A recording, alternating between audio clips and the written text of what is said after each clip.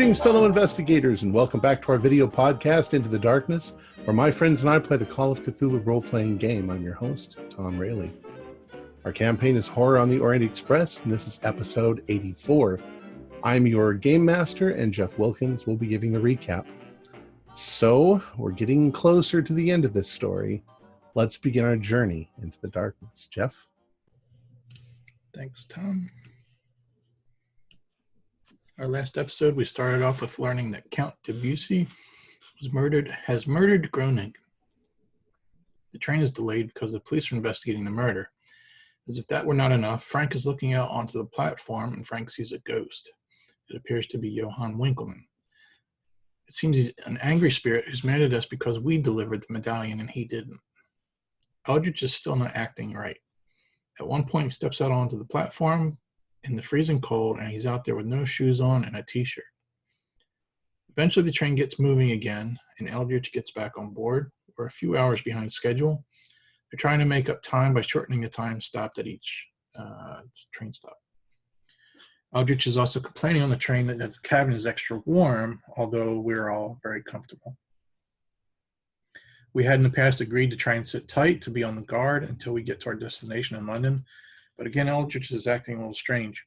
He wants to wander off on his own, and he's asking a lot of strange questions. He's either really paranoid or he's under some sort of influence again. Eldritch wants to head off on his own, but allows Dr. Keith to follow him, and they have a private conversation back on I believe it's the caboose of the train outside. Dr. Dawkins and Frank are suspicious, and they're trying to listen in, but they're not catching much.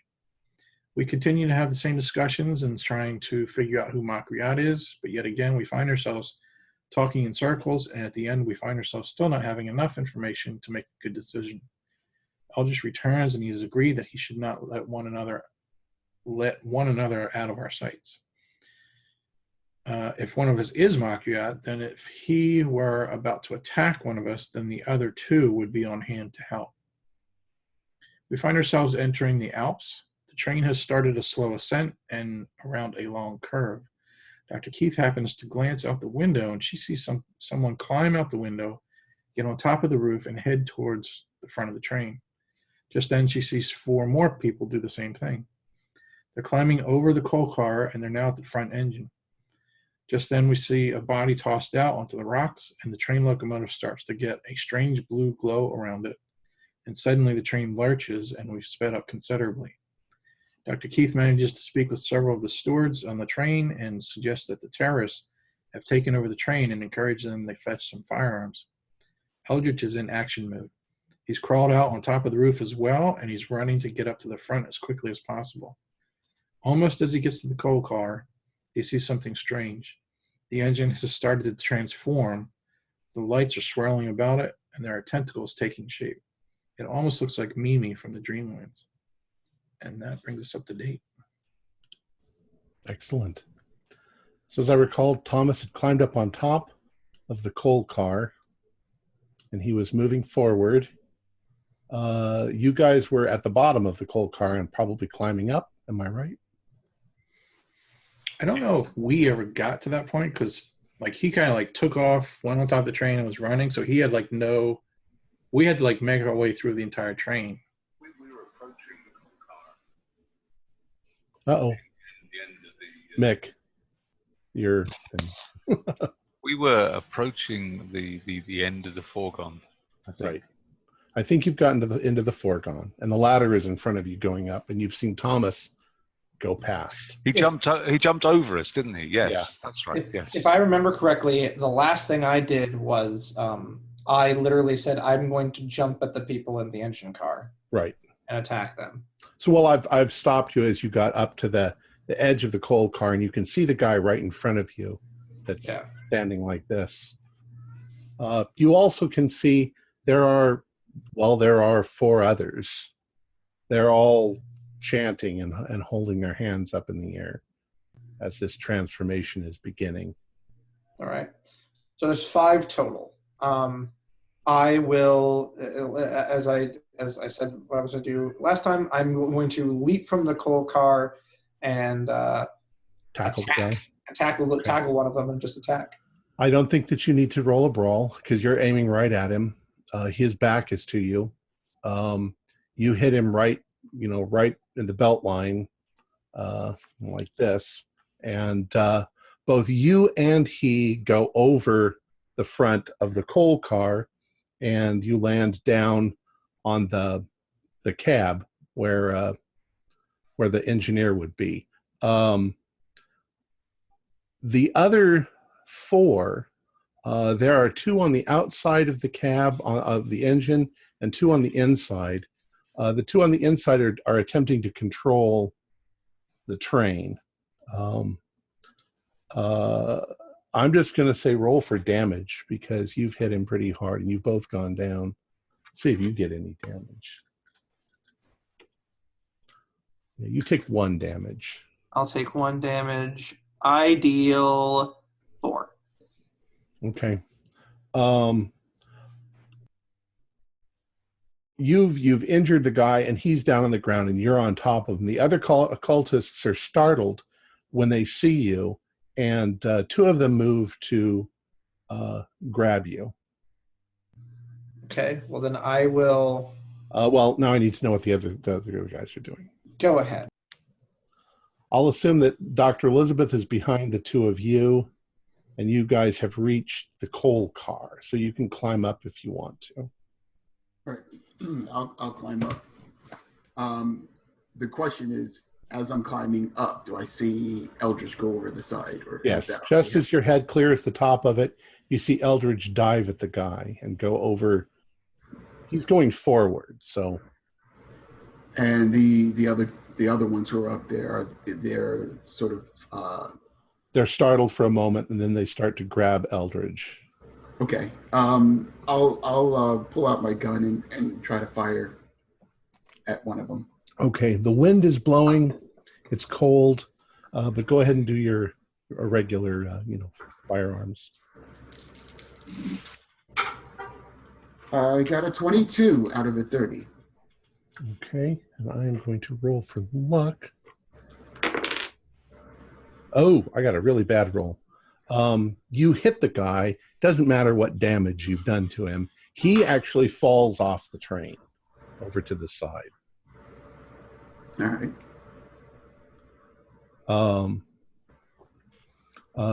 Frank, are you coming up on top? Do I have to be on top in order to shoot? Yes, you can't see. Well, you could be on the ladder. Dr. Dawkins has fired and stepped up into the coal bin. Because I thought last episode you said something about it provided a good, you could sort of hide behind it. Well, yes. If you're actually in the coal bin, there's like a steel wall between you and the cab. They're all at the cab, so the steel wall's kind of in between you, but you can get up to there. That's where Dr. Dawkins is going now. Okay, then I'll go up with him and I'll do the same thing. I'll try to shoot one of them. Okay.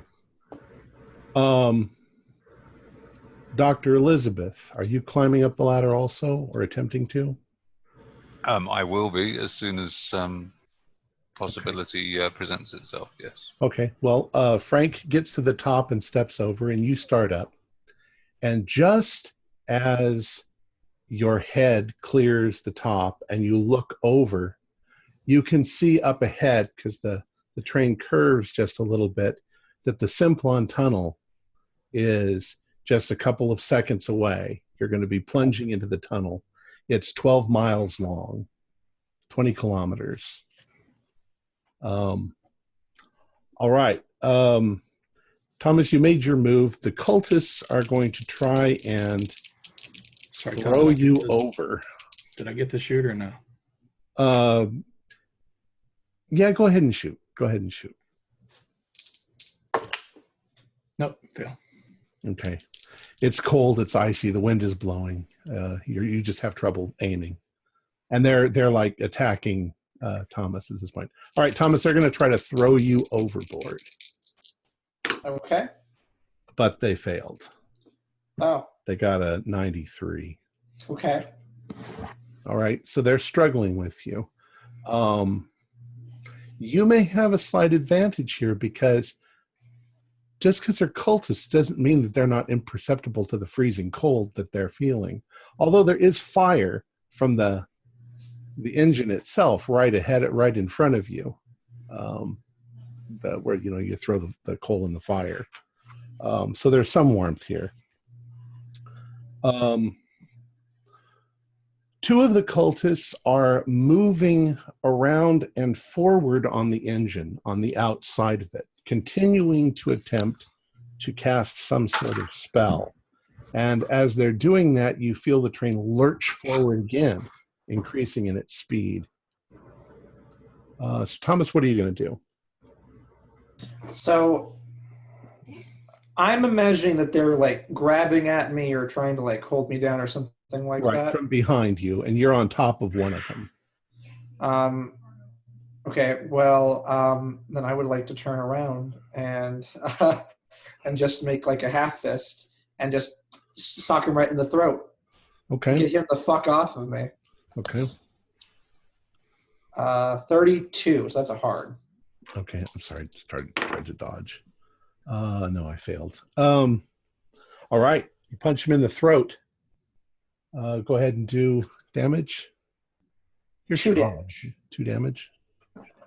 Okay. Dr. Dawkins, your move. Do I have a clear shot at the other one? It's kind of dark, it's windy, it's blowing, and the train tunnel is a second or two away from your plunging into it.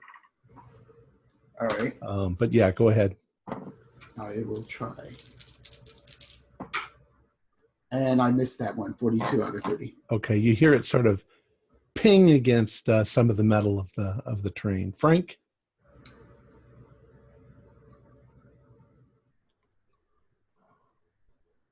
You're muted.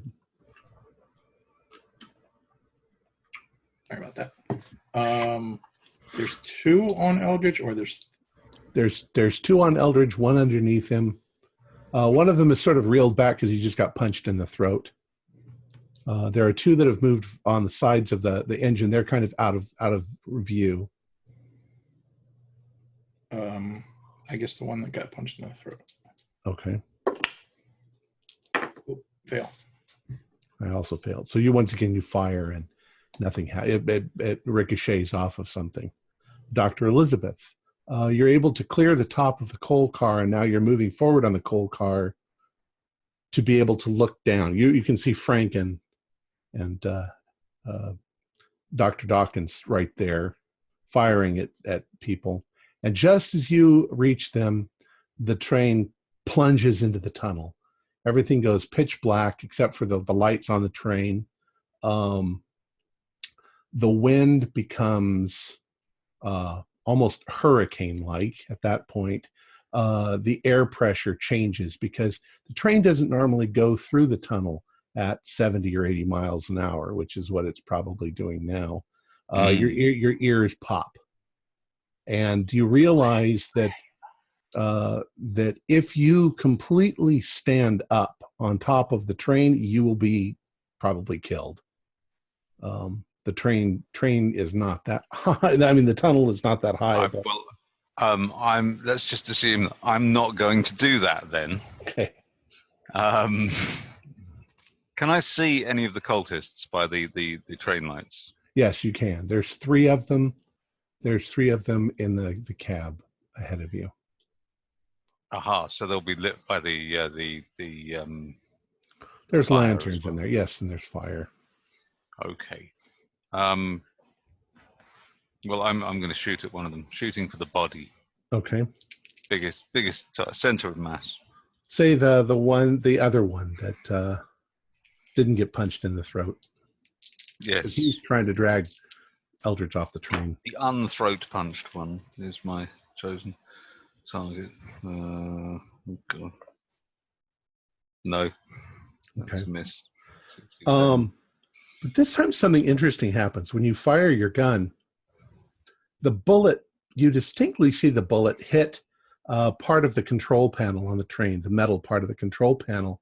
But instead of making a ding ricochet sound, it sort of makes a thunk, as if you were firing into wet clay instead of metal. And you all begin to notice that the textures of the train seem to be transforming, at least the engine part, from metal into perhaps flesh. If I look back over my shoulder, Mhm. is it possible to see the fourgon? Yes, it's about 20 feet behind you. Does it look any different? No, that looks normal. In fact, the coal car looks normal too. It's okay. just the engine that's transforming. Just the engine. So the cultists are going to try once again. The one that got punched in the throat is going to try and grapple you, Thomas. No, he gets a bad roll. The one that's got you already is going to try to drag you to the edge and throw you off. 91. I'm rolling really badly. All right. I don't even have to roll at this point. I can just stand here. The one underneath you, I forgot about him. He's going to attempt to pull out a knife and stick you with it. So, Don't do that. I forgot about you. do you want to react to him or try to dodge? I mean, I guess. Well, I mean, I'll dodge and I'll save my. He got my a regular success. So okay. Well, I got a 23. That's a hard. Okay. So he thrusts his knife up at you, and you manage to Kind of get out of the way. Sidestep. Right. Dr. Dawkins.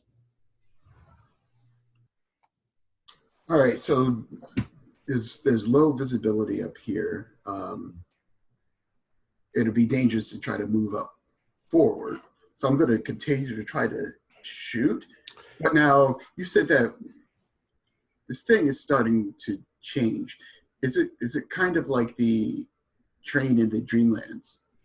It looks like that's the direction that it's going. It's not quite there. It still looks like a train engine, but parts of it seem to be transforming somehow. You think that it's whatever spell they're doing. Just to clarify, in order to get down where Eldridge is, or where the cultists are, you'll have to go over the edge of the coal car, climb down the ladder, and then you can get into the cab. Okay. Do I see any sort of, I guess, fire or anything like that coming from the engine? Yeah. The engine is very bright and shining, so it's really going. All right, I'm going to try to fire at the one that's trying to drag Eldritch over the edge. Okay. And no, I got a 72. So. Okay. Yeah, you got a 37. But they've realized you're up there. So there's not really any place they can take cover. But he's already got Eldridge, so he's going to continue trying to get Eldridge off. Dr. Elizabeth, or Frank, what are you going to do? Yep, continuing to shoot wildly into the air. Fail. Okay. Really? All right, Dr. Elizabeth, what do you want to do? I'm going to continue firing at the chappie I was firing at before. All right. Oh yes, 7. Ooh, is that a critical? It's not a critical. It's I don't know. It might be. Yeah, it is. No, it's not. No. All right. No, it's a hard. Go ahead and do which one did you fire at? The one I fired at before. The one who hadn't been punched in the throat. Okay. Go ahead and roll damage. What gun are you firing? I forget what. It's a 2-2 short automatic. Oh. It doesn't do a huge amount of damage, I'm afraid. On this occasion, it's done 3 points of damage. Okay. You shot the guy in the shoulder, And he reels back, and for a moment he loses his grip on Eldridge.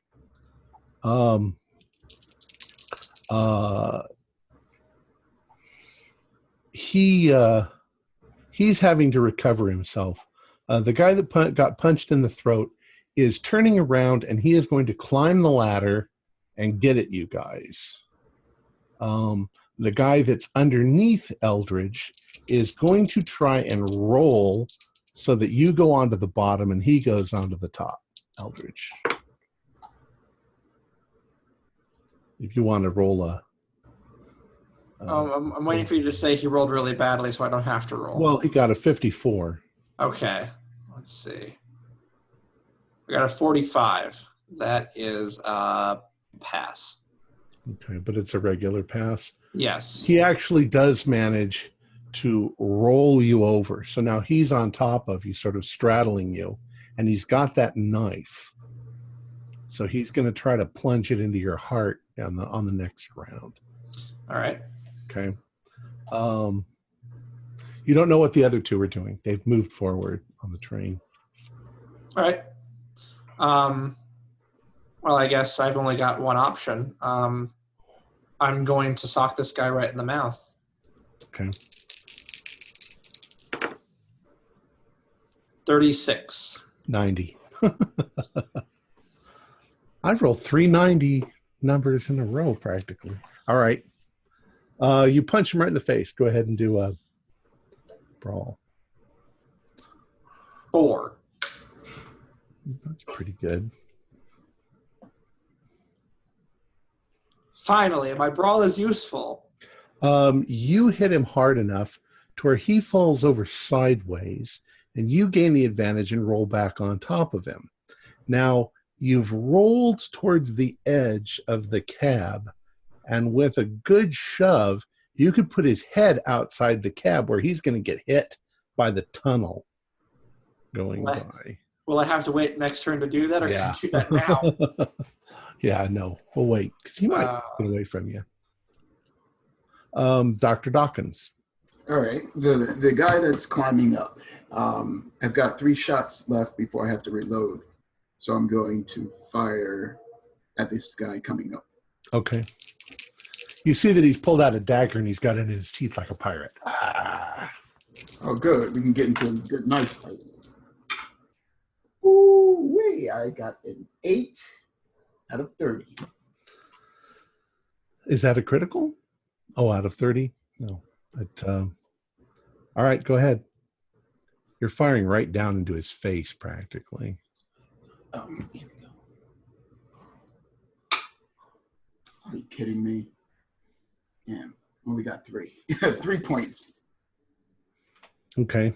So your bullet grazes the side of his mouth, rips through his cheek and out the back of his neck, but it's not a fatal wound. So, but he loses his knife. Yeah. Right. And a couple of teeth, hopefully. And probably a couple of teeth, and it probably hurts. Now, it just made him angrier because he's an insane cultist. Frank, what are you going to do? Same thing.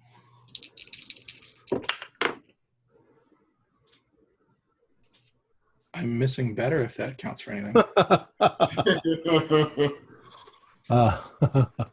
You're firing more. You also notice that when your bullet hits the parts of the train, it just thuds like it's hitting a body or something instead of a metal. Does it bleed? You don't see any blood. And do we also? I guess just before we entered the tunnel, did we notice if any of these guys are Makriat? Well, you don't know what he looks like. You haven't recognized any of them so far. We met Makriat in the tower, right? Right. That's what I mean. Did we recognize? Oh, you haven't seen anybody that you recognize. Okay. All right. Elizabeth, Dr. Elizabeth. Well, I'm going to continue firing. You're going to fire at the guy who, Eldridge has got one about to throw, he's about to stick somebody's head off. You've got the one that was is regaining his composure after being hit by you the last time. Oh, I'll shoot him again. And you got the one that's climbing up in front of you. Oh, there's one climbing. Well, The Dr. Dawkins just shot him in the mouth. I'm going to shoot the one I formerly shot. Okay. I'll keep my target fixed. Okay. And I got 6 this time. That's nice. That's a really good shot. Is that a critical? It is not a critical. No, it's 1 point over being an extreme. I see. So it's a hard. All right. Go ahead and roll damage. 4. Get in. Okay. You hit him rather seriously, almost in the same spot, but more in the chest. He's fallen back. He's still alive, but he's very seriously injured. He's right on the edge of the cab. One good shove and he would go over sideways. I think I'm getting the hang of this gun business now. It's taken a few months. All right. The guy who is struggling with Eldridge, he is now just attempting to not have his head bashed in by the side of the tunnel. So he's grappling with you. And he got a 98. I think you can shove him over at this if you just do a strength roll. Well, I want to keep the knife. Okay. The knife is a brawl weapon. I'm just going to take the knife. Okay. So I just want to kind of grab his hand with the knife and then just kind of nudge his face against the incoming wall and just like have his brains splatter on the wall. And then when he loosens the knife, I'll take the knife. Go ahead and do a strength roll. I can do a strength roll for you. I got a 50. What is my 50? Look at that. All right. What happens is this. You put your hand against the side of his head and you push, and when it actually catches on something, it's not like you're slowly erasing his head. It's more like his whole body suddenly jerks sideways as his head is completely torn off his body, and you're almost pulled off the train with it as you go. But you manage to grab a hold of something like a railing or something. But when you do, it's soft like skin, not hard like metal. And the guy's body gets yanked right off the side of the train, and you hear it sort of thud, thud, thud. And you manage not to go over. Dr. Dawkins. Wait a minute. What about did you take care of the guy who's coming up the ladder? No, he's still coming up the ladder. I'm going to fire at him again. All right.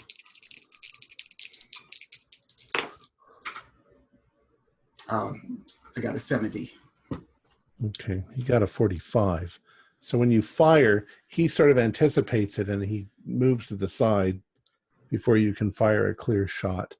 But he gains a couple of rungs of the ladder. So now he's within striking distance of you on the next time. Frank. Trying again. Nope. I think I should probably just turn around and go. Why don't you just pick up some pieces of coal and throw them at him? I'm pretty much useless here. It's just that everything is going so fast. And all right, Dr. Elizabeth. Okay. The guy's coming up in front of you, and he's about to strike at Dr. Dawkins. The guy that you shot twice it looks like he's almost out of commission. There's been a horrible scene over on the other side of the cab with. I wasn't looking. I'm going to shift my attention and my newfound skills of marksmanship to the one who is climbing up in front of Dr. Dawkins. Okay. Finally. Ooh, 86. Yeah, and he got 17. So he once again dodges to the sides. He sees you point the gun at him, and you miss. Oh, only got 2 more bullets left. Okay, the guy who is leaning up against the cab that Dr. Elizabeth hit, he's trying to recover and climb towards Eldridge. The one that's coming up the ladder is going to swing at Eldridge with his knife. You mean Nate Dawkins, not Eldridge. I'm sorry, Dawkins. Got a 62, which is a fail. Okay, so I don't have to roll. Yeah, you just pull your head back a little bit. All right, Eldridge, what are you going to do? I think Eldridge, maybe you should do a little sanity roll at this point. Yeah, I was gonna say I passed, but I'm still gonna take A damage, yeah. Yeah. You didn't expect the guy's head to be ripped off right in front of you. Yeah. Do I have the knife though? Yes. All right. Give me a layout here. Who is nearby? You are laying on the left-hand side of the cab. The other cultist is on the right-hand side of the cab, laying on his, well, he was on his back, and now he's rolled over, and he's trying to crawl towards you. He's about 3 feet away from you. There's a guy about 4 feet away from you that's climbing up the ladder, trying to get to the others. Okay. He's like 4 feet away from me. Does that mean he's 4 feet above me? Is he 4 feet? The guy climbing up the ladder is only, I'd say his feet are about 3 feet off the ground. Okay. So he's above you. So then what I'd like to do is I'd like to stand up and I'd like to take the knife and I'd just like to wham it right into this guy's back, Okay. stopping him from climbing up. 28. Okay. I got a 63. So you jam it right into his back. What is the damage for the knife? Is it the standard 1d6 plus 1? 1d4 plus 2 plus your damage bonus if you have them. 1d4, 3 plus 2. Yeah, plus 2 plus your damage bonus. So a total of 5. Okay. You stick it right in, and you do a fair amount of damage to him. I think at this point he's going to let go and fall to the ground. He's going to fall right back onto the cab at your feet. Dr. Dawkins, your target has just screamed and fallen down onto the ground. He's laid there. He's on his back. Actually, he wouldn't be on his back because then the knife would just go in farther. He's on his side. That would be brutal. Laying it at Eldridge's feet. Eldridge, there is also another guy coming up right behind your feet. He was crawling towards you. Now he's almost got to you. If I see this, I'm going to try to fire at that guy. Which one? The one that's crawling towards. Okay.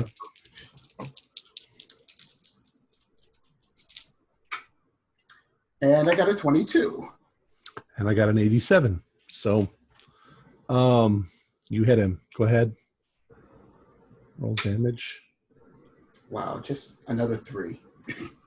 Yeah, but he's already taken a lot of damage. So you don't hit him in the cheek. You hit him closer to here. So you shoot him right in the face. Blood splatters everywhere. There's a horrible, sickening sound. And he's dead. The only one left now is the one on the ground right at Eldridge's feet, Frank. And he's not moving, so you can have a bonus dice this time. Especially because I only have 1 bullet left in the chamber. Oh. Yeah, that was my last, so I'm reloading. Yep, I missed. Oh, jeez. Ugh. All right, Dr. Elizabeth. What do you want to do? Well, I'm going to lean over and fire at the one on the ground. Okay. How about you, cad?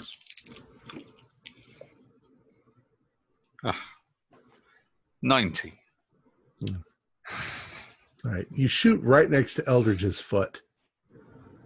And Eldridge, you now notice that when the bullet hits the ground next to your foot, it's like the whole cab is now made out of flesh of some sort. It's soft and it's weird feeling. Dance, Eldridge, dance. But she almost hit you in the foot. Don't do that. He can't do anything at this point. So Eldridge, you can give him a coup de grace if you want. Yeah, how far is the coal burner? The coal burner is just 4 feet ahead of you. It's a little far. You're thinking about dragging him in. I was gonna pick him up and throw him in. Go for it. All right, so I'll pick him up and I'll throw it in. Feed the flames that'll keep the train going. If it's flesh, it probably wants flesh. I'll pick him up and I'll throw him in. Do a strength roll. Okay. Let me get my dice roller out. I got a 55. Can I spend 5 luck points? I don't think you're allowed to use luck points during a fight. Combat, yeah. You're right. You drag him a couple feet closer to the thing. He realizes that his death is inevitable. He's going to try to stab you, but he didn't make it this time. So, Dr. Dawkins. I'll start climbing down the ladder. Okay. Frank? I guess I'll start reloading. Okay. Dr. Elizabeth? I'm also going to reload. Okay. Back to Eldridge. Just going to try again? You know what I'm going to do. All right.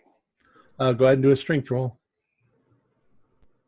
47 this time. That's a pass. Still a pass? Yeah. All right. Eldridge, as you pull him forward, you grab a hold of him by the scruff of his neck and the back of his butt, and you shove him into the coal thing. And to your horror, as his head goes into it, the firebox, which probably is about like that, actually expands like a mouth, and he goes right in, and you see the flames light up, and you feel the whole train sort of quiver as you're looking at the train itself. Now remember, there's 2 other cultists that have gone down along the sides of the thing. As you're looking at the controls and everything in the train, they're changing. Levers and gears, levers are turning into what look like fleshy sort of tentacles and things like that, and gauges are looking more like eyeballs staring at you. And now that firebox is definitely looking more like a mouth, and it's belching fire, bright new fire from the food that you've just given it. What do you guys want to do? You're all gathered now on the well, no, 2 of you are still up in the coal box. Dr. Dawkins, you've joined Eldridge on the cab. I'm like, wow, this is like the Dreamland Express, isn't it? Let's just let's stop them from turning it into the Dreamland Express, because if this turns into the Dreamland Express, it's just going to keep going. It's going to keep going, and as nice as that sounds, we need as much time as possible on the train. We don't want Makriat to get there quickly. We want him to get there. So I'll go left. Would you like to go? And I'll go right. All right, so I'll go left. Okay. As you make your way, realize that I'd like to paint a picture of the danger. The train is plunging at incredible speed being about 70 or 80 miles an hour. Normally it only goes like 35. So it's going through this tunnel. The wind is rushing like a hurricane. You have to hold on, and you find that the things you're holding on to feel more like flesh than they do like metal. They're still hard like metal, but they're definitely doing something to transform the train into flesh. And after you climb forward, just maybe 10 feet, you can see the cultists. Each one of you can't see both of them. Each one of you sees one cultist on the side, up towards the very front of the train, like where the cow catcher would be. And they're actually not facing forward or towards you. They're facing towards the front of the train, and they've got their hands up, and they're doing so. Well, they've got one hand up, and they're doing something with magic. You can see glowing. So their attention is clearly on what they're doing and not on us. Right, but they'll see you in a second. Well, it's dark where you are. There's no light right there, so. All right. So before I do anything else, I'll reload my gun. All right. It's going to be harder than you think, because you got to hold on to this train while you're climbing.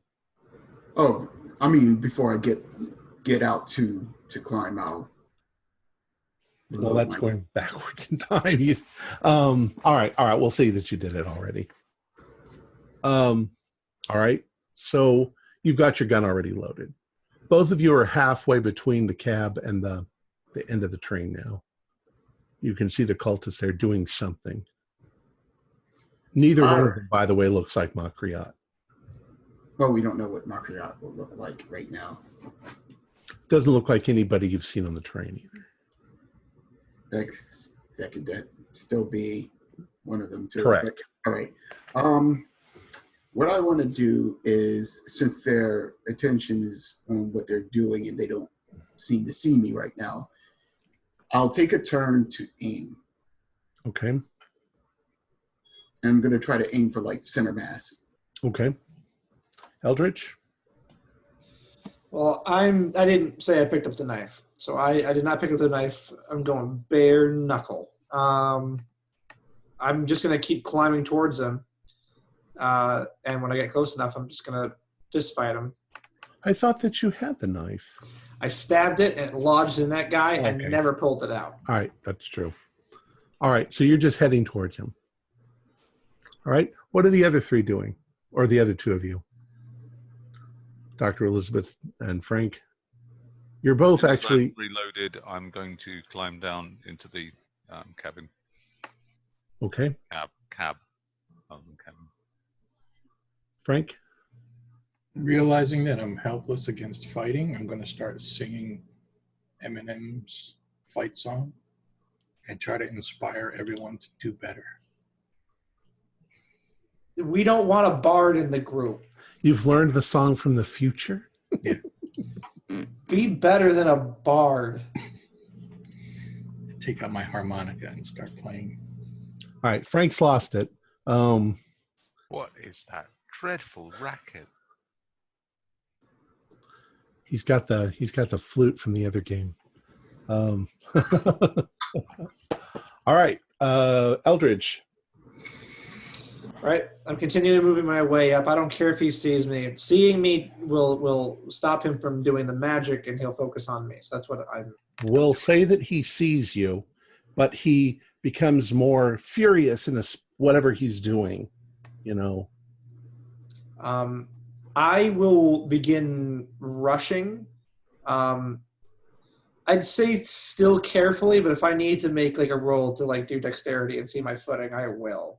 I'm going to try and get close to him faster. Well, we'll just say you get there. Okay. Then I'm going to attack him. I'm going to whap him in the face. All right. let's roll. That's a miss. I got a 70. Oh, Okay. just kidding. A 70 is a pass because of the 10 points. Okay. Okay. So you actually grab a hold of him. You get a good handful of his clothing, and you yank him. And he has to stop what he's doing to hold on. But you darn near pull him off the train. All right. You do it. Dawkins. All right. Now this turn, I'm going to fire. You get a bonus dice, right, Jeff? Since he took aim last. For aiming, yeah. All right. Also, I wanted to mention, too, if you guys are some of the close quarter fights, if you're within dex in feet, then that's considered point blank, so you can get a bonus die for that, too. Ah. So how'd you do, Doc? I failed on both rolls, but my dex is at a 50. Is he 50 feet away? 50 feet is point blank? Doesn't that seem a little odd? Well, he said Yeah, dex. maybe I said that wrong. What if they're talking about the dex the old way they used to calculate it? That might be it, or I just read that wrong. I mean, continue on, but I'll... I'll say you're close enough. Well, no, you missed. I mean, it's just a crazy situation at this point. Yeah, so I missed. Dr. Elizabeth, you're on the cab. You've reloaded your gun. You can't see what's going on. You know that they went ahead on either side. Yes, I don't want to risk firing down there for fear of hitting either of them. And you can see that everything on the cab is become flesh. You can roll a sanity at this point because you're actually comprehending what you're seeing. Oh, dearie me. 94 is a pass. All right, just 1 point. 1 point. None of this surprises any of you, I think, at this point. Yeah, I said that wrong. It's 1/5 of your dex. Okay. So 5 feet. 5 feet would be considered point blank. Point blank. Okay. Frank, what would you like to do? Do I have a target? No, not really. Other than the cab itself. I have no idea. Okay. You can do a sanity roll then, because at the moment you have nothing to do and you're starting to think about how the hell am I here? What the hell is all this? Am I just dreaming? How many points? You failed? Yeah. I'll do a 1d4.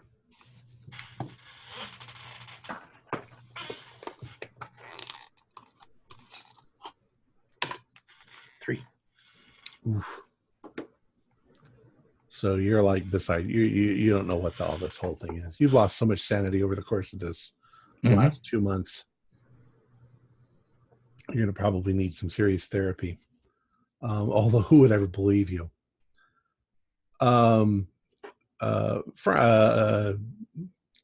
Eldridge. Fred. My name ain't Fred. Freldridge. Yes. Freldridge. Freldridge. Yeah, I guess if I've got him grappled like this, I'm just going to sock him in the face and knock him out. Okay. Okay. I got a 43. Okay. He got an 11. Okay. So as you try to do that, he also grapples you and tries to push you off. So you almost lose your footing at that point and go over. But he's no longer doing whatever he's doing. That's the important thing. And you can see at this point that it may be that the train itself is transforming back. It seems less flesh and more metal than it was before. That's what I was hoping in doing, was by distracting them, it would revert. Like the process wasn't complete. You're not dead sure either, but you think maybe the train is slowing down a little bit. It's still going very fast. Dr. Dawkins. I'm going to try firing again. And I make it. Okay. I got an 88. Okay. Yeah, it's only 4 points. Okay. You hit the guy right under the arm because his hands are up. And I'm going to roll a luck to see if I go over.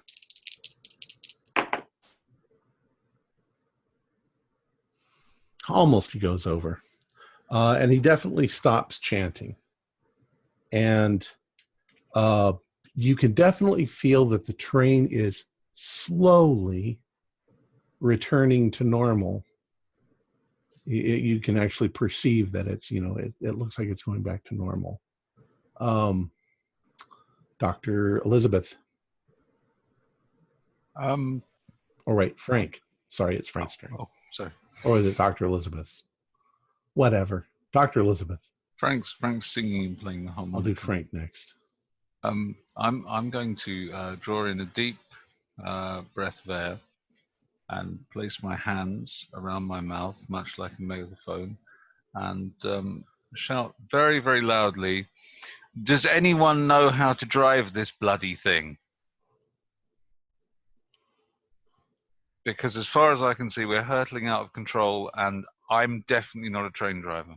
Yeah, there's levers and things. Nor have I ever wanted to be one. All right, Frank. The red button. Push the red button. Push the red button. Frank, I assume you're not going to do anything then? Yeah, you might as well just skip me from now on. All right. Eldridge, what would you like to do? Okay, you've got the guy. Yeah, I guess I'm going to hit him again. It's just a bare knuckle fight. All right. 64. So I just barely passed. Okay, well, he got a really lousy roll. So go ahead and roll for damage. Roll for luck. 3, and my luck is really low. So let's see. What is my luck, actually? I rolled a 30. 30. Is that a pass or a fail? That is a fail. I have a 28. He's going to roll luck, and he got an 80. You throw him over. Oh. And you just barely manage to avoid his body as it hits the side of the tunnel, bounces back, hits the side of the engine, and then goes under the wheels with a splatter. Dr. Dawkins. Firing again. This is my 3rd shot.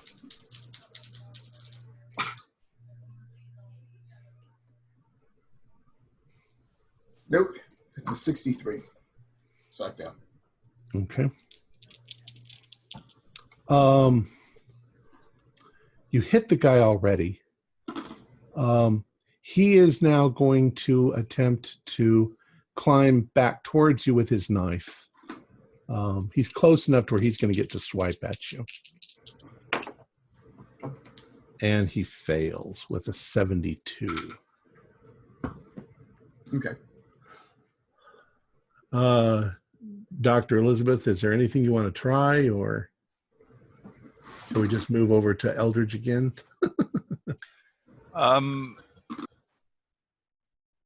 Well, just because it's there and it might attract some attention, I'm going to toot the horn. Okay. Meep, meep. In the hope that it might possibly bring some It's assistance. deafening inside the tunnel. Eldridge, do a luck roll to see if you fall off the train when she pulls the. Yeah. I'm joking. Oh. Yeah. I was going to say, because I got an 84 on that roll. So. Eldridge, you are all the way up where the guy was in the front. And as you look at the front of the train, there's, of course, a big headlight, big beam shining forward. And as you look at that big beam of light, something seems to happen. There's a wave of energy that seems to sort of flow over the whole engine once again, something that you guys all notice at this point. It ripples almost like St. Elmo's fire and goes over the edge. And as it does this, almost instantaneously, the train transforms back into this fleshy sort of thing, but now even more so. The light on the front of the train, it seems to almost split somehow into three and becomes a three-lobed sort of light shining forward, and all these tentacles sprout up from around it, and tentacles, pieces of the train seem to almost move out and become tentacles. It's looking more and more like Mimi every second. Something has revitalized it. Something has given it energy, and as it does this, it suddenly lurches forward even stronger than it did before. What are you going to do, Eldridge? I'm going to make my way back to the cab, screaming, or I guess not screaming, but shouting, "It's Makriat!" Okay. Dr. Dawkins, you know that it's not the guy ahead of you, because he's not casting anything at this point. He's trying to get at you. All right. Well, since he's close enough, I will shoot him point He's at blank. point blank, yeah. All right.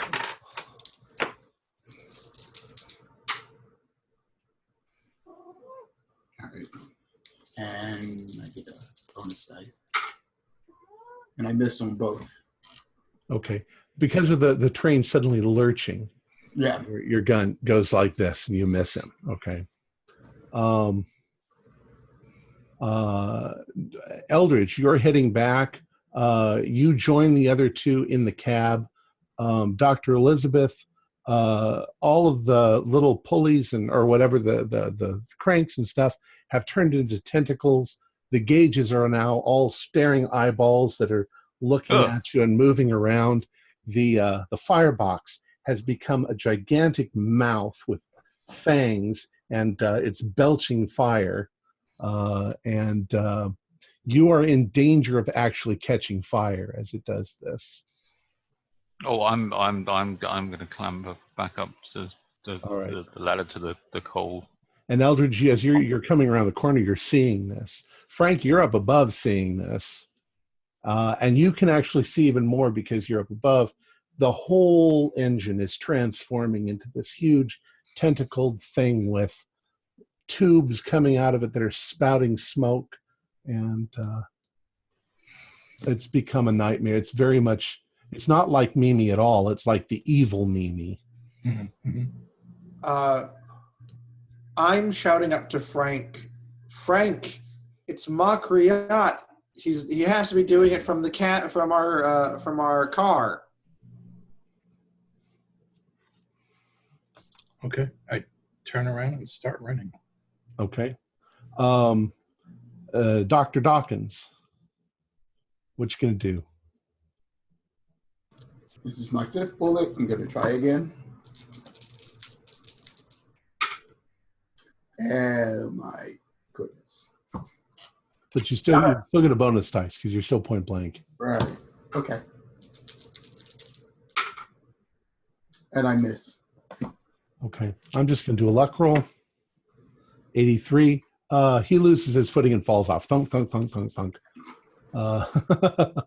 So your gun goes off and it scares the shit out of him and he falls off the train. So you start to make your way back as well. Okay. As you're doing so, the whole train is being transformed into some sort of a horrible, hideous monster thing. Let's say you all manage to get up to the coal car, and Frank has already cleared the coal car and is climbing down the ladder. And Frank gets down the ladder and starts through the foregone back into the train. And you guys are heading towards the ladder to climb down back into the foregone. I'd like you to do, the three of you to do a spot hidden.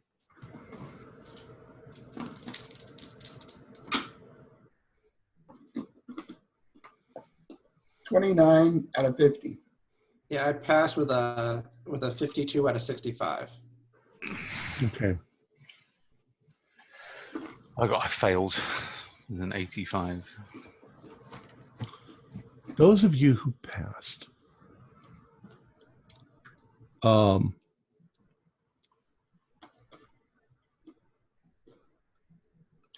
you have a strange feeling, like it's almost as if for just a couple of seconds, time stops.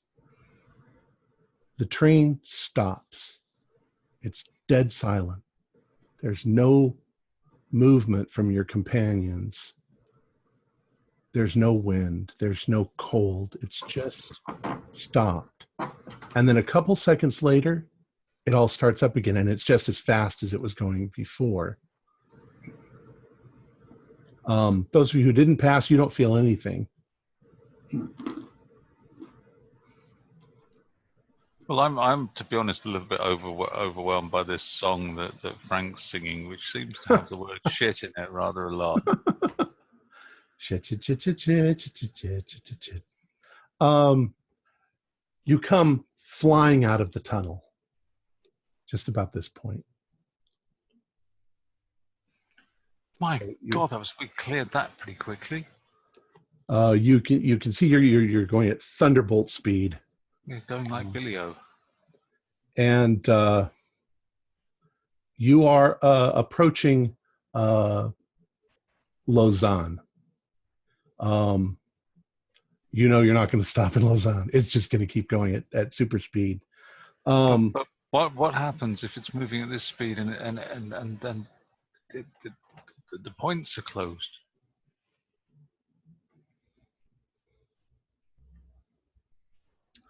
Hurry up, move, get further back along the train.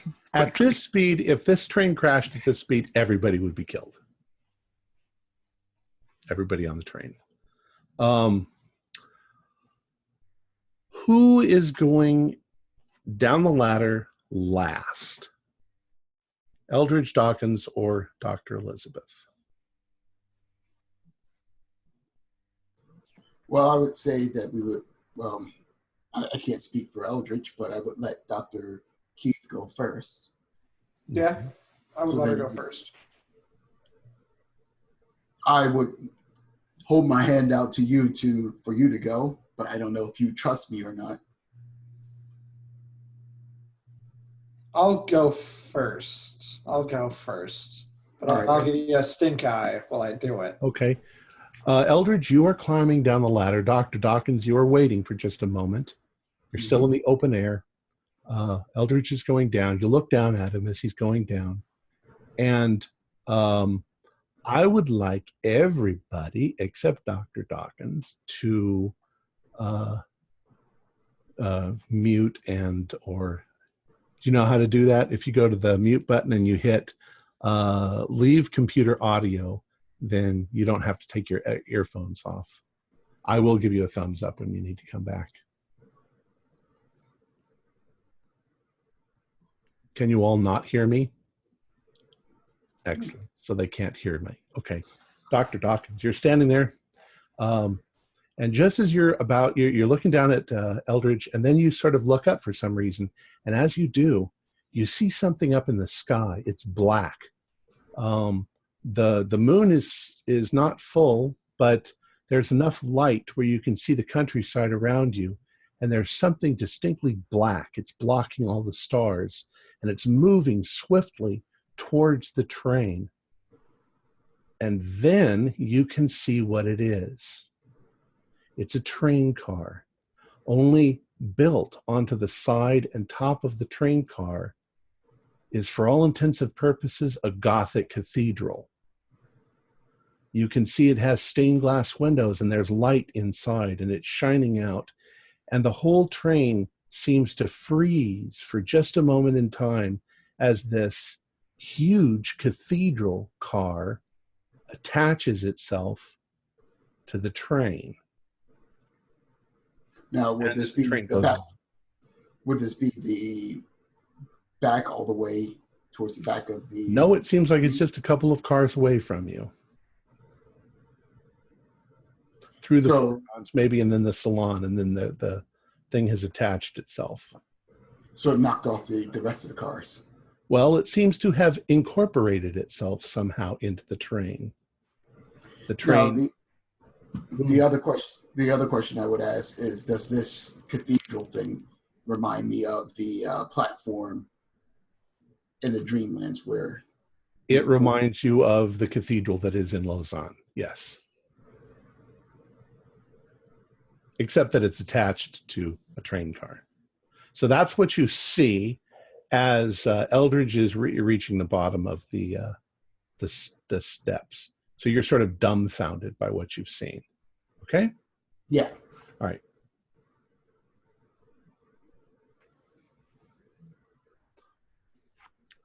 Back. All right, you're all back. I don't think Jeff is back. Can you hear us, Jeff? I'm milking it. I saw a thumbs up. I think he's good. Yeah. And Mick, you're back? So, all right, what you guys, Eldridge, you look up into Dawkins' face, and he suddenly looks up into the sky, and he just his jaw drops. He's just like, oh, should I roll sanity for that? yes. Just so you know, I think the images switched like we were saying before. The what? The thumbnail switched, I think. I don't know. Oh, they didn't switch for me. Oh, they didn't? Okay. You're all in the same spot. We'll see what the recording shows. I failed that. Okay, just take 2. Okay. So I'll kind of grab at Dawkins' leg, because I imagine he's above me, and I'll tug on the pant leg and say, Dawkins, we have to go. We have to find Makriat. I'm waving my hand kind of down, like, Eldridge, get up here, quickly. I also want to add that Frank, you go through both fourgons.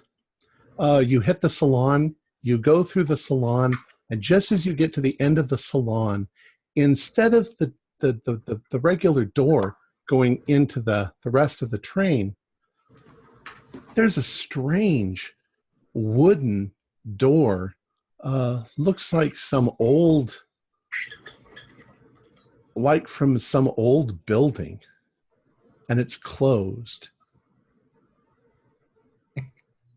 Now we'll go back to Dawkins. Elizabeth is next to me, right? Yes, she's at the bottom. I'll kind of thump her on the shoulder, and I'll point up and say, Dawkins says, I didn't hit you that hard. I've been through a lot. Don't be a baby. Dawkins says there's something up there. I look Dr. Keith dead in the eyes. You be prepared, I say.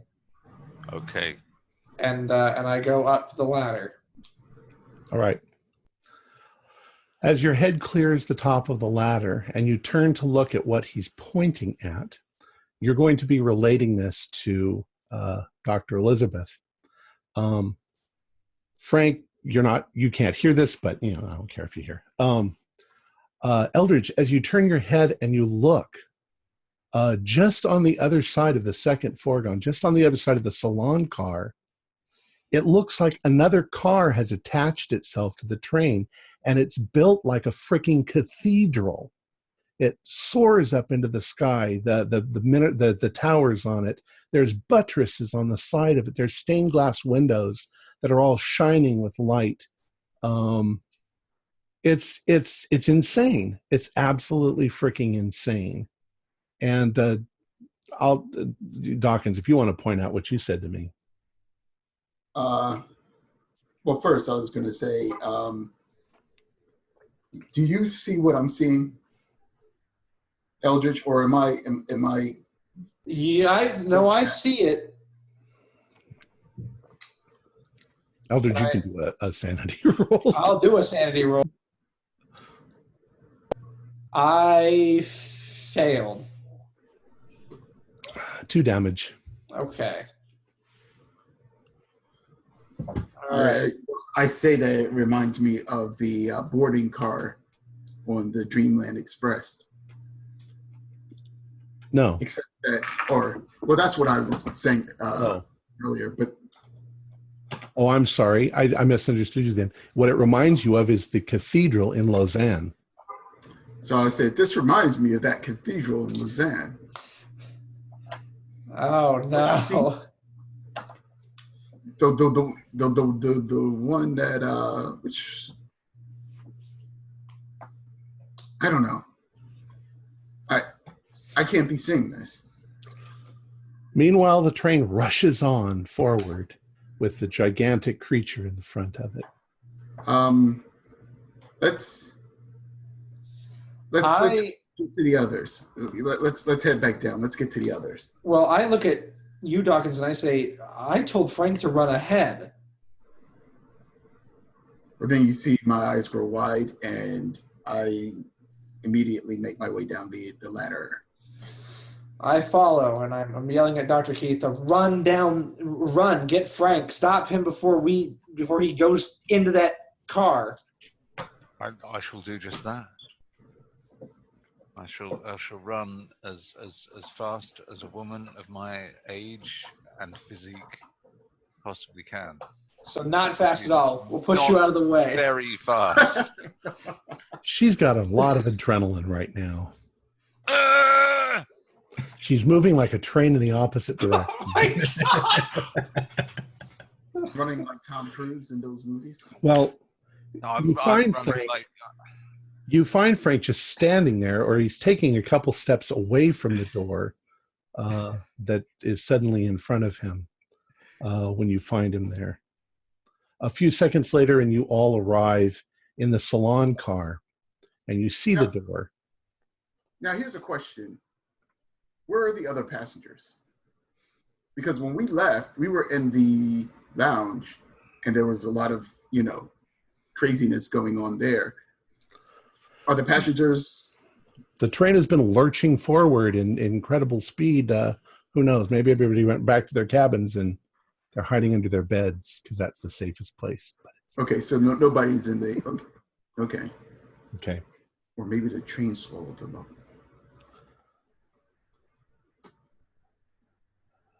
What would you like to do? You're standing in this car.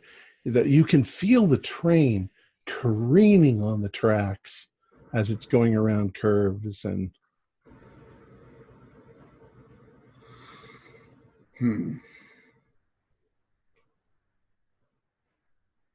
Well, I look to the others and I say, Makriat will more than likely make his way into this car.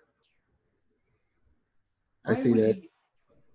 Why would you make the car so obvious to us? Because he's insane.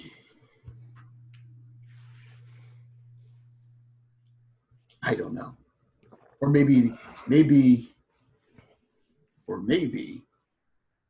Makriat isn't the ultimate villain here. There might be somebody pulling his string. Someone with greater power. You hear a sound, and it takes you by surprise. It's the sound of church bells, only the best way to describe them would be like if they were on a warped record. They don't ring true. They like that. Very strange sound. Like this distorted bell ringing. Mm-hmm. Sounds okay. And a second later, you hear something heavy on the other side of the door, like maybe a big bolt being pulled back or something like that.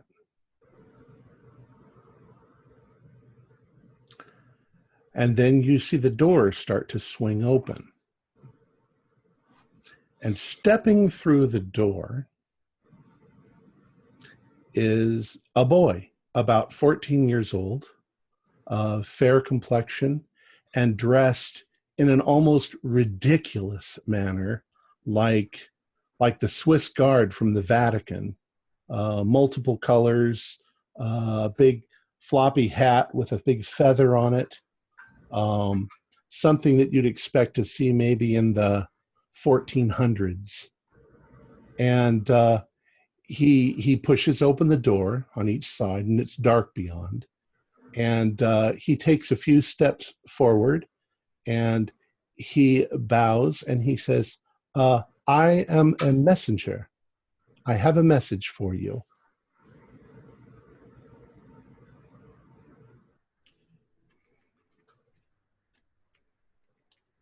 And he looks at you. Apparently, you're dumbfounded. Okay, I approach. I pull out my gun. I'm gonna yell it's Makria and dive at him. Okay. I'm getting my kosh ready. I've never used it. I'd like to use it at least once. I'll dive out of the way if Frank is going to dive and attack this guy. All right. Go ahead, Frank. Roll for Grawl.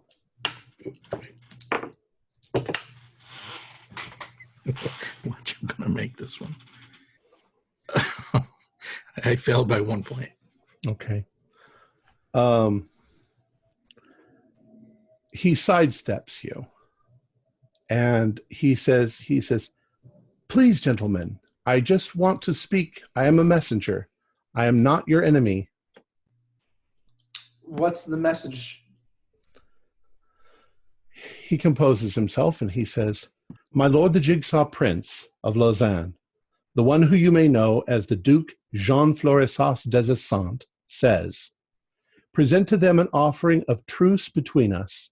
We are pleasantly surprised by your return, despite your having deceived us concerning the matter of an ancient scroll. Let this be here forgotten for a time. Tell them I request a meeting. Tell them that they are granted safe passage. I await them in my cathedral car." That is the extent of the message. Will you follow me? Just to recap, what the hell is going on? Who the fuck is this person? Remember when we went into the Dreamlands? Mm-hmm. And we got the scroll for the headpiece? Yes. And the Duke followed us. He had the weird rope thing that helped teleport him. So this is the same guy. This is the same guy. All right. But this isn't this is like a 14-year-old boy. Well, this cathedral belongs to him. Okay. All right. Do you really think that we have safe passage? I mean, I want to hear him out. Maybe this is an enemy of my enemy situation. Or, think of it like this. Or, it's a trap. Makriat's with him, or he's a follower of Makriat. So, no matter what, we get something out of it. Okay, well, I say we go forward. And as we go forward, because I did fire. I'm going to reload my gun. Dr. Elizabeth, you had a question? I was going to say, would it be enormously out of character if I said these bitches ain't shit to do with me? I went and sat down, but I'm not going to do that. Frank, any objections? All right. So he says, "Gentlemen, please follow me." And he begins to walk forward through the doors into the cathedral. As you follow him, very, very similar to your experience in the Dreamland, as you step through the doors, you realize that the interior of this cathedral is massive. It is covered in gold and silver and decorations and filled with thousands and thousands of candles lit everywhere. There's stained glass windows that reflect the light, and there's chandeliers high up.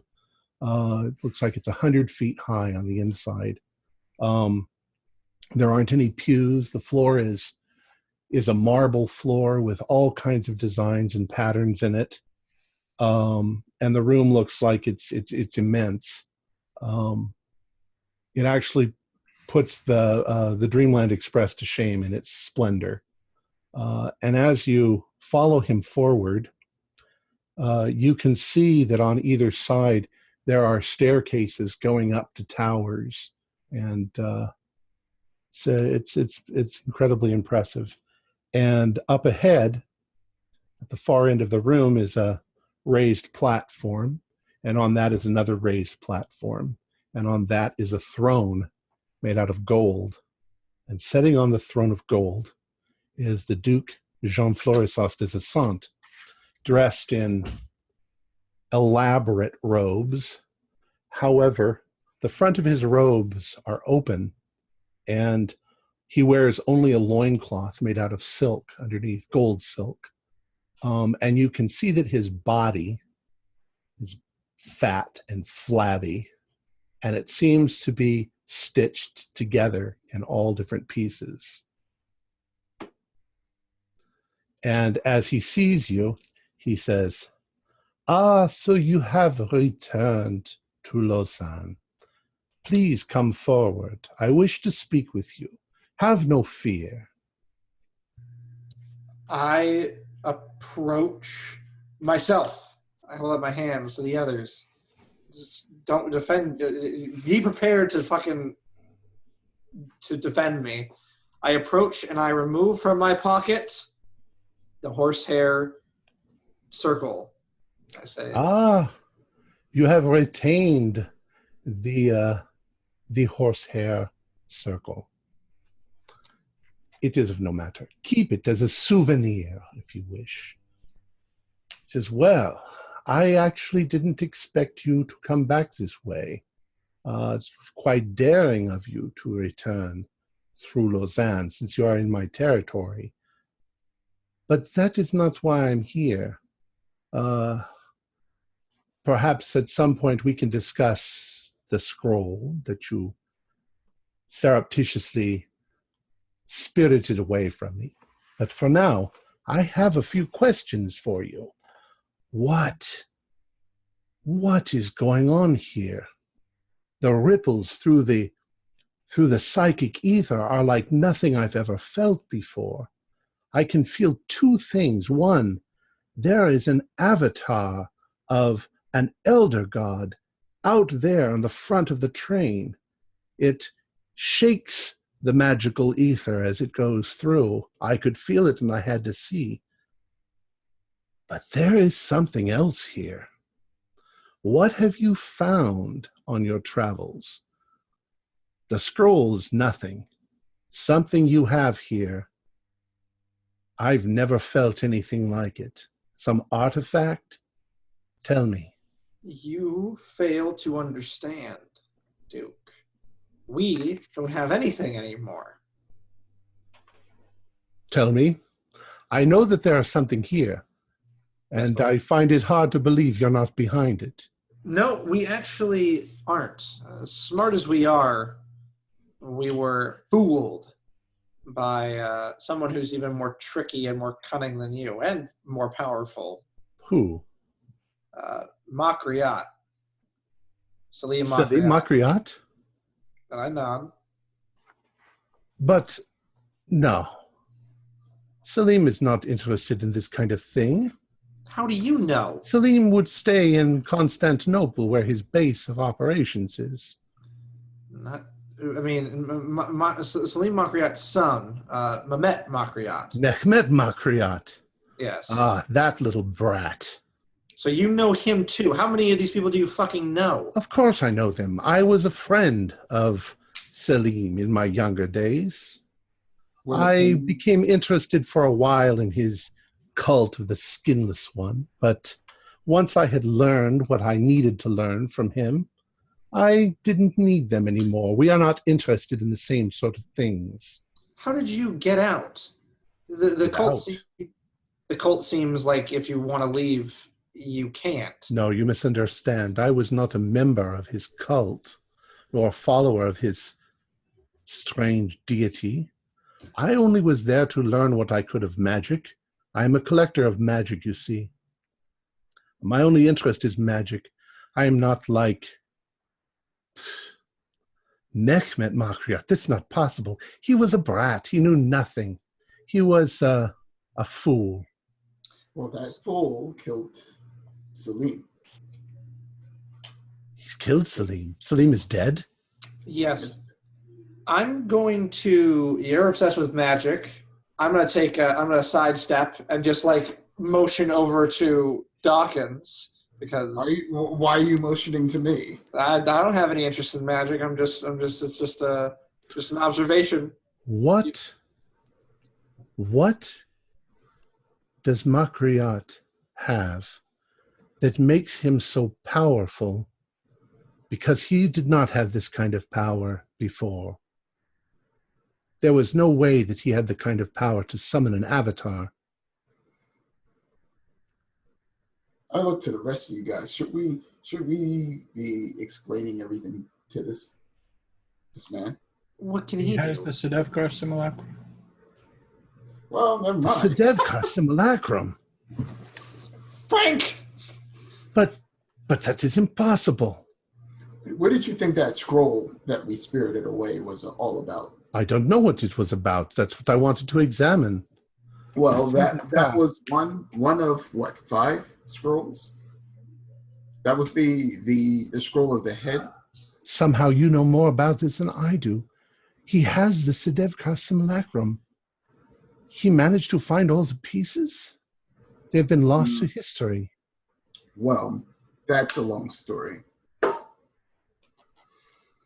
Suffice it to say, we were the ones who found the pieces. And he got his hands on them. All right. If this is true,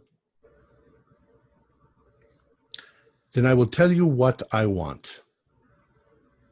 As you can guess, I want the Sedevkar simulacrum. No. I am not interested in ruling the world, as this fool Makriat might be. I am only interested in its power for myself. I do not want to rule a world. I create my own world to rule. I am not interested in seducing the planet. I'm not interested in his skinless one. I collect artifacts, and that is what I want. So I will tell you this. I want the Sedevkar simulacrum, and I want the scrolls that go with it. Do you understand? I suppose you want to live, don't you?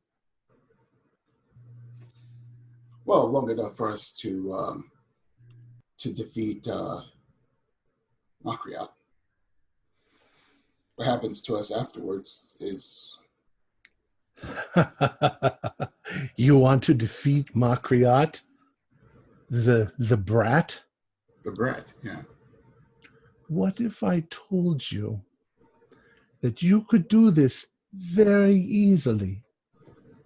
Very easily. I'm listening.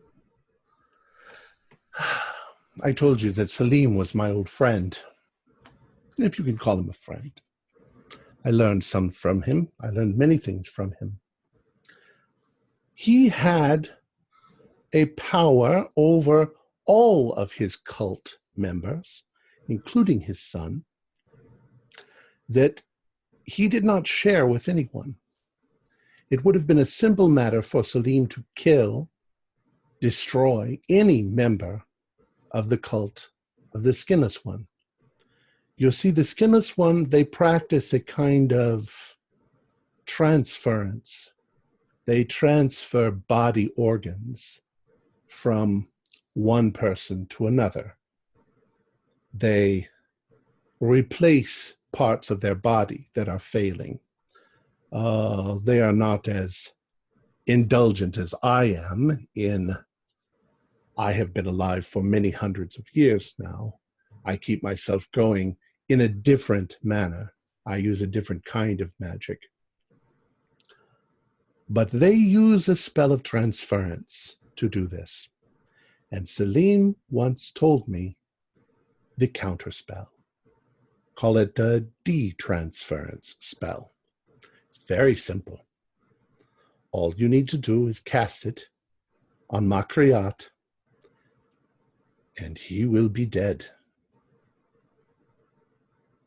I will teach this to you, but you must bring me the Sedevkar simulacrum. No. Done. Nope. Nope. No. Done. No. Well, look, I left. I originally left America on the understanding that I was going to have tenure when I received. When I returned, I was looking forward to quite a long and pleasant academic career. I'm voting for making some kind of deal here. You're just going to give one evil being another evil being stuff? I don't know that he's evil. I've never met the chap before. He seems quite reasonable to me. Let's just put it like this. This man here is evil in his own little realm. Are you guys having this discussion right in front of him? Yes. Look, Sirs, you misjudge me. Look, he's got his own realm that he rules. He doesn't care about this world. Magic does not beget magic. It's like adding fire to a fire. Eventually it'll burn itself out, but it'll destroy everything in its path. I can't see a bad side. If this Sedevkar simulacrum is removed from our reality, then it ceases to be a threat in our reality, doesn't it? Exactly. But we were able to enter into his reality by other methods that most people would not know. That are actually kind of lost to us now, aren't they? Listen. I will tell you the spell. I will teach it to you. And he points at Dawkins. He says, it is very simple. When you think you have found him, no doubt he is in disguise. That is to his detriment. The very fact that he is in disguise will be his undoing. But I know for a fact he has changed bodily organs in some cases. So,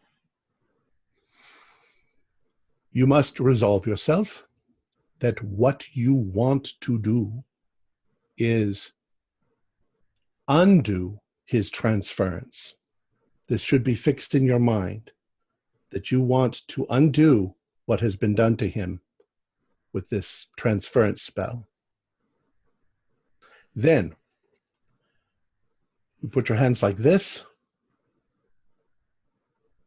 and you say the words, Yeri Alma. Yeri Alma. Yeri Alma.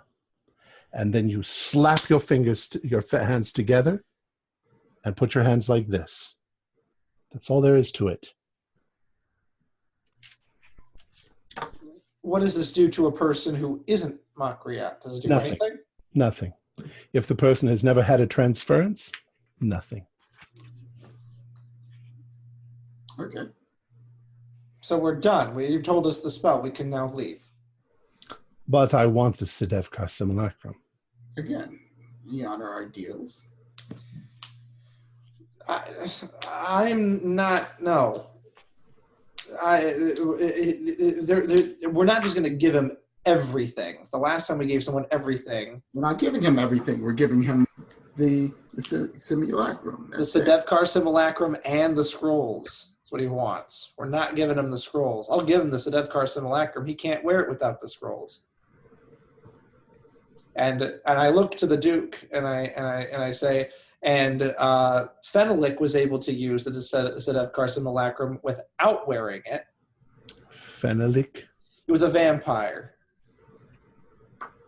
Really? Yes. He was able to use the Sedevkar simulacrum without the scrolls. The scrolls are dangerous, and I don't trust you with them. You have my deal. Believe me, if you do not fulfill it, I will come for you. Mm-hmm. I believe it. So he says he already made the deal to you that he will give you the simulacrum, right? But he's not going to give you the scrolls. No, I want everything. Oh, Yeah, But that- deal breaker. You have no need for no, anything. no. We're not done here. He already said that he was going to give you the simulacrum, but he's not going to give you the scrolls. The bargain is, I give you know- Makriat's I life. know what the bargain is. So I want these calm things. down. And he stands up and looks rather menacing. I said, calm down. He'll give you the simulacrum. I will give you the scrolls. Done. Now go. Find your foe. And then come back to me. Okay. Would you like room service or something while you're here? Okay.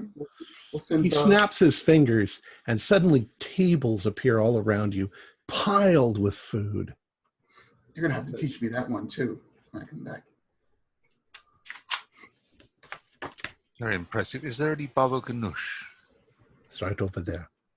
Oh, lovely. Next to the salmon pate. Oh, I'm not touching that. Was it tinned? Well, sometimes you have to cook with the macaroni you have in the cupboard. All right. All right. So we leave. You leave, and the door closes behind you. Does the cathedral leave, or is it still hanging around? Still there. However, you are no longer in the salon. You're on the other side of the train. You're on the part that people are still on. Now that you're outside the cathedral, would you like to have a discussion? Yes. And then I turn to Eldridge, and I'm like, dude, I'm not gonna And say I that. look at him like I'm going to kick his ass. I'm like, you've never played the game poker before, have you? Not when there's a loaded gun pointed at you. No, I haven't played poker like that. Right. Well, you're Russian. I thought you would. Never mind. You go around. You have to have you have to bluff. Of course, in front of him, we'll say we're going to make a deal. Of course, we're not going to give him the scrolls or the simulacrum. That's out of the question. But now we have a spell that will help us. We can cross that bridge when we need to, but right now, we needed to, one, get out of there alive, and two, find a way to defeat Makriat. And now we have both. And if it works, Makriat will be out of our hair, and we can figure out another way to deal with this one. I look to the others. I look to crazy-ass Frank and even saner Dr. Elizabeth. And we destroy it once we get it. I can try the knife on it. That was the plan all along anyway.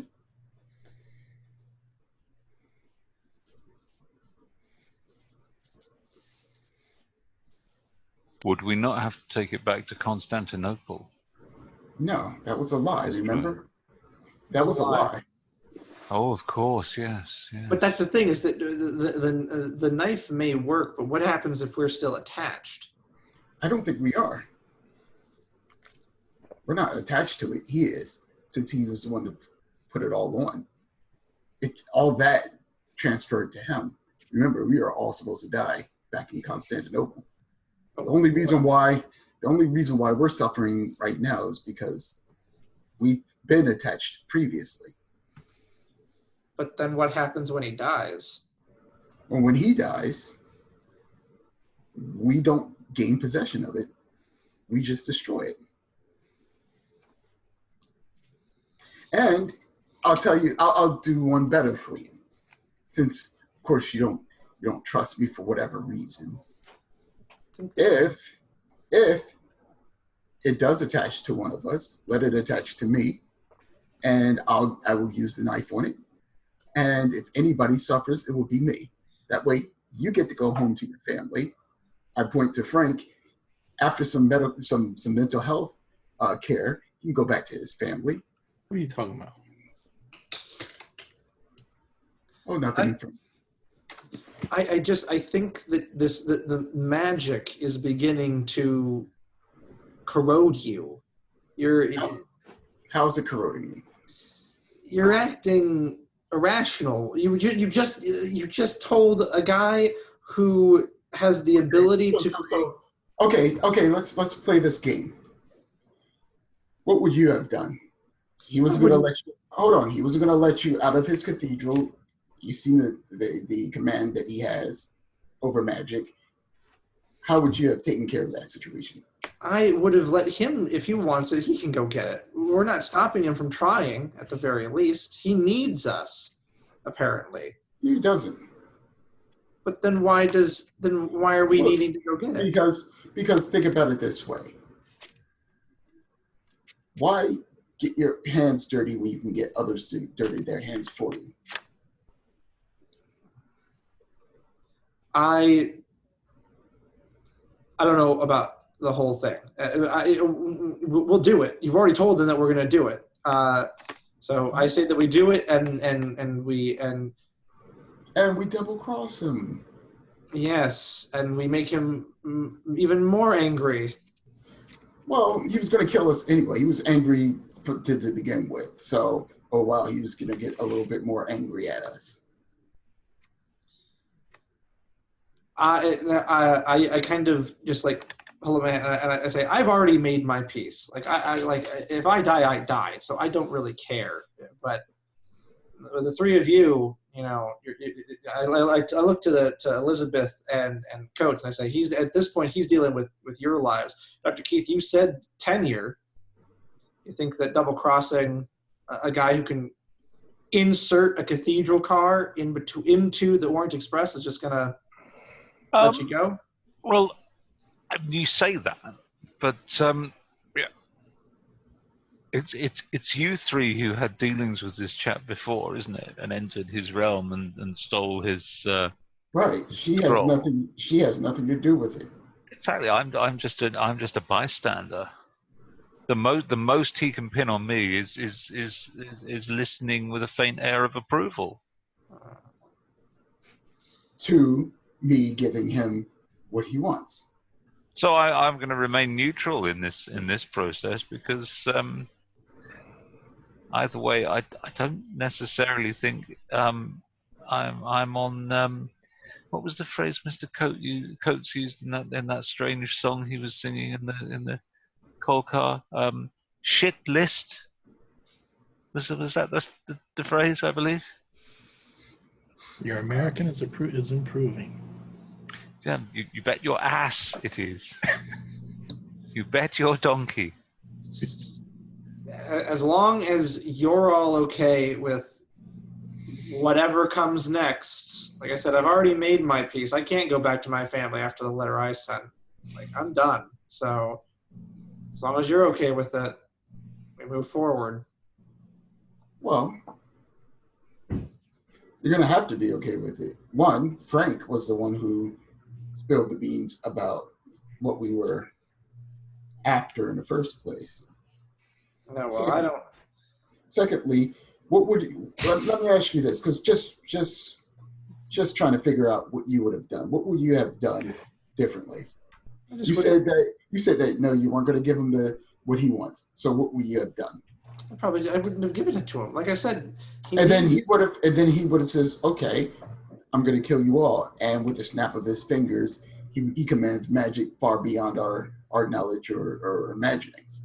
So what would you have done? And then he might have gone after the simulacrum himself, or he might have said, I'll let it go for now.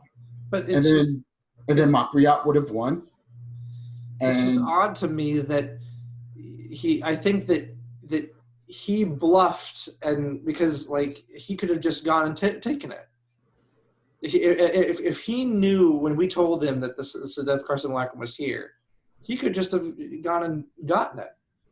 You could just use the horse ring, teleport in, do that to a whole bunch of people. And then but he doesn't know where. That's the thing. He doesn't know where it is, nor does he know if Makriat is actually wearing the piece. Like I said, I think that he bluffed, and we didn't take it. But we've made, like I said, we've made our bet. Like, we're gonna do what we're gonna do. There's no turning back at this point. So I'm with you guys. I'm just, like I said, I'm gonna die no matter what probably during this. So, you know, I made my peace. I hope you guys have made your peace too. I'm like, don't worry about it. You think too grimly, my old friend. I have absolutely no reason to think that way at all. No, not at all. We made it through worse. So what would you guys like to do? So now it's time for us to seek out Makriat.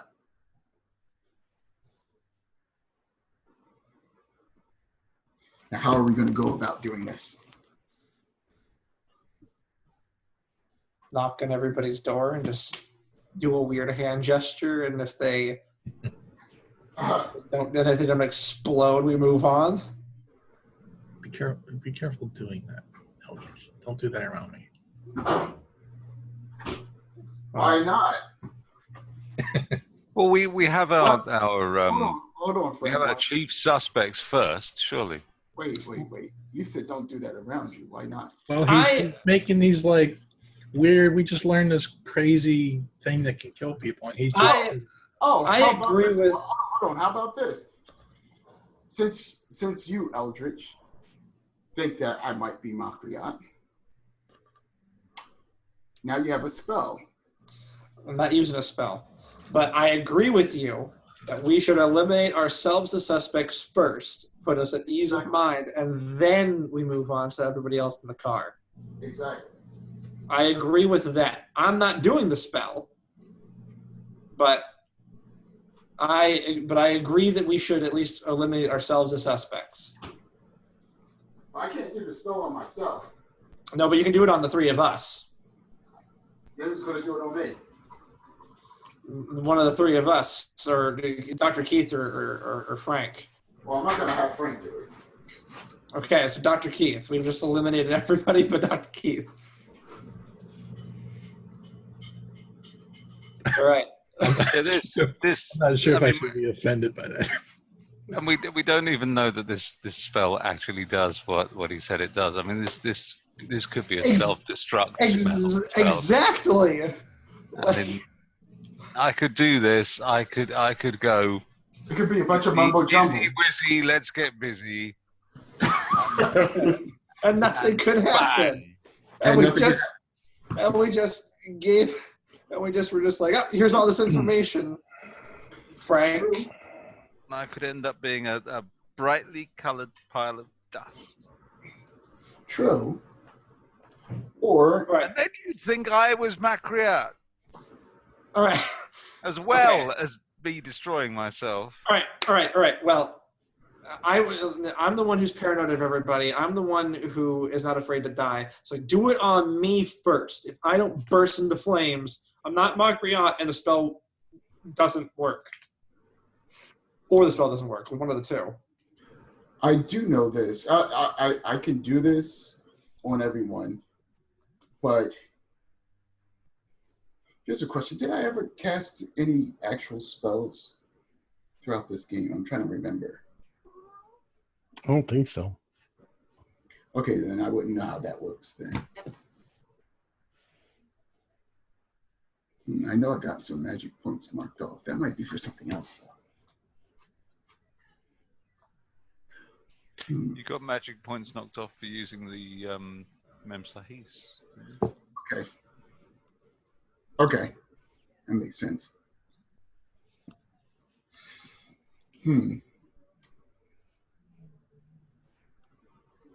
Okay, so I'll try it on Eldritch first. Oh, I'm going to make you do it. Who's you have to do it only on Eldritch, or can you just do it once on all three of us? No, it's going to be on one person because you got to think of them in your mind. It's going to be a focus. That's what he said. Oh, I see. All right, do it on me. If I die, I die. I look at the ethereal ghost of Tom sitting there like this. I've got a thought, but I'll leave it until after he's done the ritual.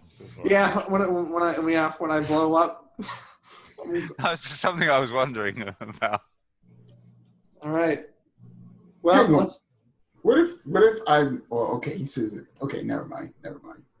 just do it. Just do it. Just get it over with. Just do it on me. And if I blow up, I blow up. Just go. Let's go. So do I roll what power for this? No, you do it. Okay, then I do it. No, you do it. I want to watch you do it. I didn't give you the spell so that you could tell me I do the spell. Okay. This is a role-playing game. So I sit there for a few minutes and I think about reversing any sort of transference that Eldritch may have gone through. Then I hold my hands up like this and I say the words, which I forget now. Oh, that's a shame.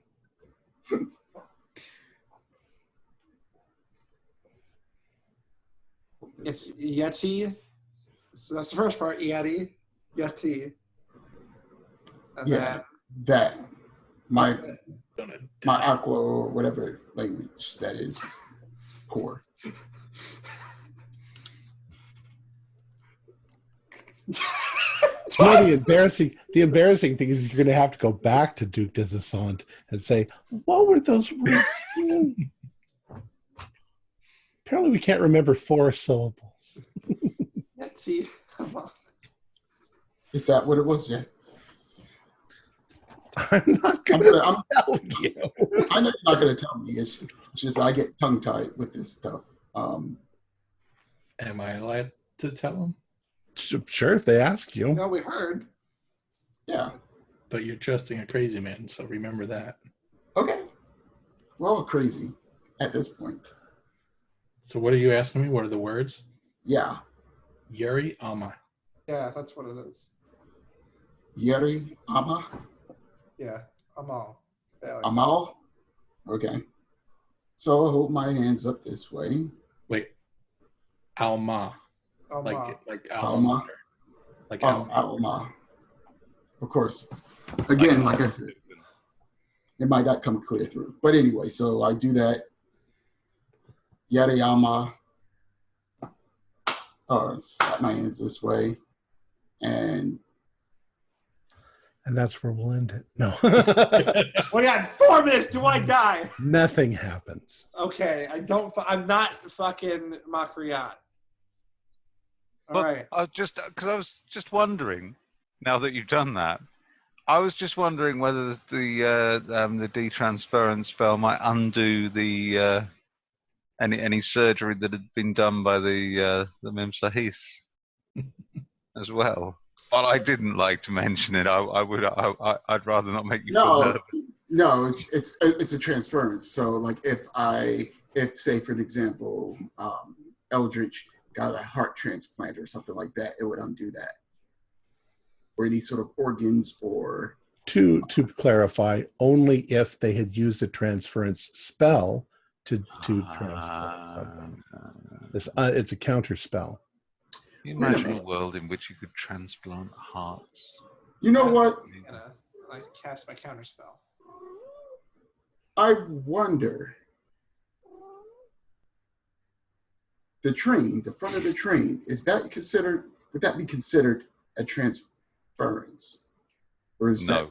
No? Or is that like a transference? The manifestation. Yeah, that's the evocation of an avatar. Okay. So that would be kind of nice to turn this train back into normal. All right. We're not done. We're not done here. Do it to Frank and do it to Elizabeth, and then Elizabeth can do it to you, so that we all know. Okay. So I'll do. Do I have to do? We'll say you do it to everybody. No, none of you are Makriat. Okay, we're not Makriat, so I can stop being paranoid that one of you is going to stab me in the back. Okay. Now who do we go to? I think that's a good spot to stop it, because the hunt for Makriat begins next week. Yes, it does. Cool. All right.